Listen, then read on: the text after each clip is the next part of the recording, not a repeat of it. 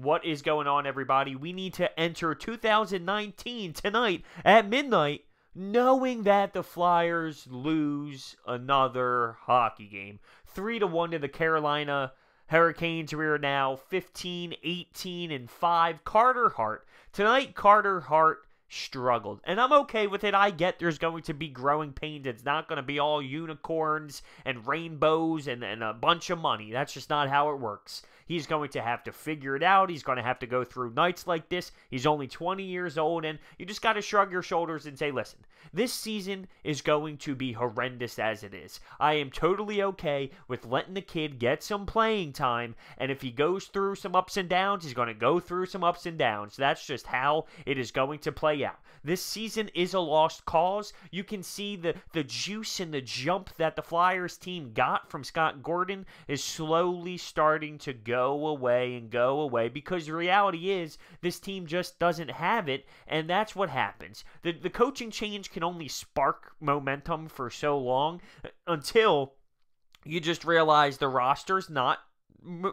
gelling the right way. The roster's not moving in the direction that you want this roster to move in. That is just how this hockey team is. It sucks because on paper it should never be this bad, but the team just doesn't have the right type of meshing going on, and that's just how it's going to be this season with the Flyers. So when you talk about this game, and yes, Carter Hart got beat to the glove side multiple times, but the second period, here's what I have a problem with the second period. The first goal we allowed within 6 seconds is so brutal when it comes to the players on the ice. There's no way off the face-off a player should split the defenseman and go down and have a great scoring chance. Sanheim, Provorov, I don't know how that can possibly happen. That is just so unacceptable. It's crazy. And then on the third goal, Radko Gudas tries to send the puck all the way down from our own zone. They put it down. They enter the zone on a 3-on-2, and Gudas just slides on his stomach to try and block a shot, but that's the most ridiculous time to ever think that that would be the way to do it. I don't know what he was doing there. Now, I'm not saying it wasn't Carter Hart's fault because, yes, he got beat on 3 glove side goals that he knows, even in the post-game show, he said to the media, I should have had those, but it's going to happen. I need to move on to the next game. I'm not saying it wasn't his fault. 10 shots, it should never happen. It should never happen, but we know, understanding the youth of this netminder, that there are going to be games where this happens, and it's going to teach him. He needs to experience it firsthand. He needs to experience it. Now, Neuwirth stepped in, and he actually did very well. And I've always said this about Neuwirth. His problem is staying healthy. He's a good goalie. He's good enough to win you hockey games. His problem is he can never stay healthy. But he came in when Carter got pulled and did a phenomenal job. A-plus job. He came up big to keep us in the game when it was 3-0, 3-1. But obviously we don't score enough goals. And the power play, they generated one power play with a lot of opportunities, but they couldn't cash in. And it's just ridiculous when you think of the talent that is on that power play. How it can't score, how it can't produce. Don't ask me. Don't ask me because it makes 0 sense. So this team has now fallen to a point where I don't think that there is a chance whatsoever to pull this thing back. And hey, you can say, bro, you said the same thing about the Eagles. You said the same thing about the Eagles. So I'm doing this on purpose. I'm saying this on purpose so maybe it happens and this team does find a way to make the playoffs just like the Eagles did. I'm trying to make it happen all over again.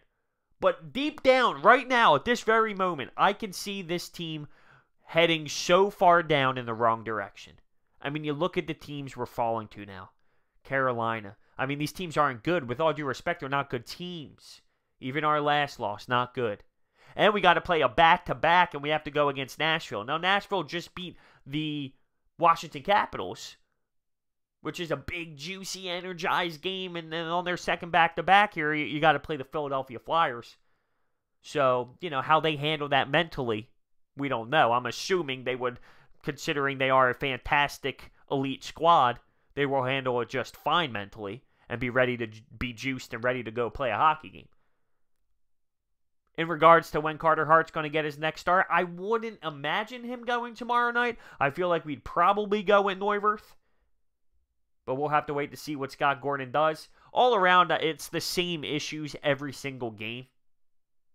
The turnovers, the terrible gap, the horrendous defense, maybe not scoring enough, not generating enough offensively.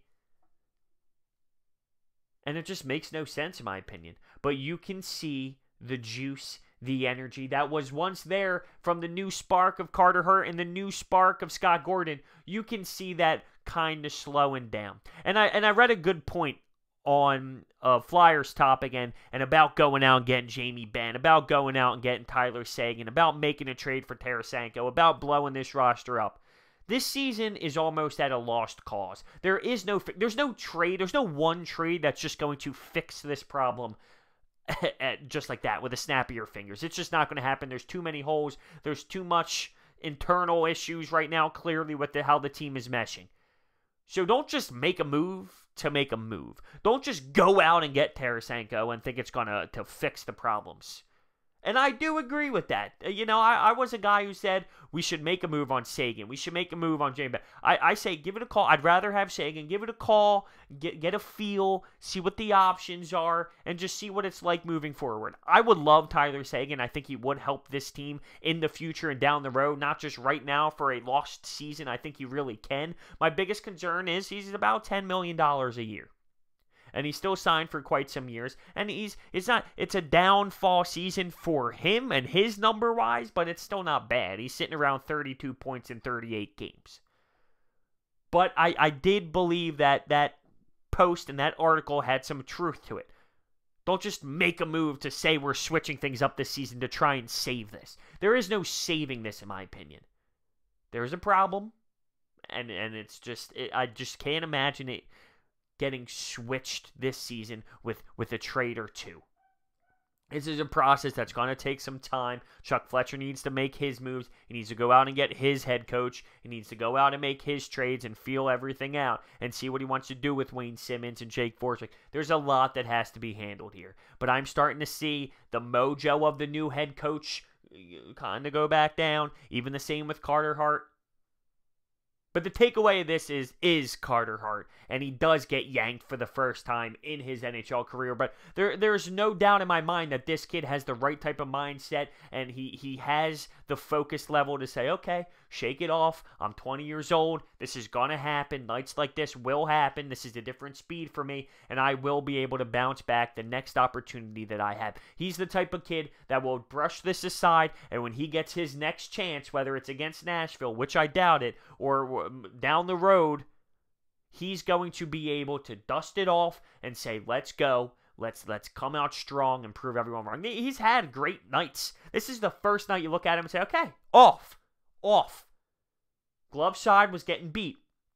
But now other teams see that. When you look at film and the other teams in the locker room, the amount of times in my day where I just sit there and watch film and watch other teams and you say, okay, this goalie gets beat. Low blocker a ton. Shoot low blocker. Shoot low blocker. I know other teams are going to be saying that against Carter Hart now when they're in film and they're watching other teams. They're going to say, okay, this kid just got waxed by Carolina glove side. And these aren't elite goal scorers.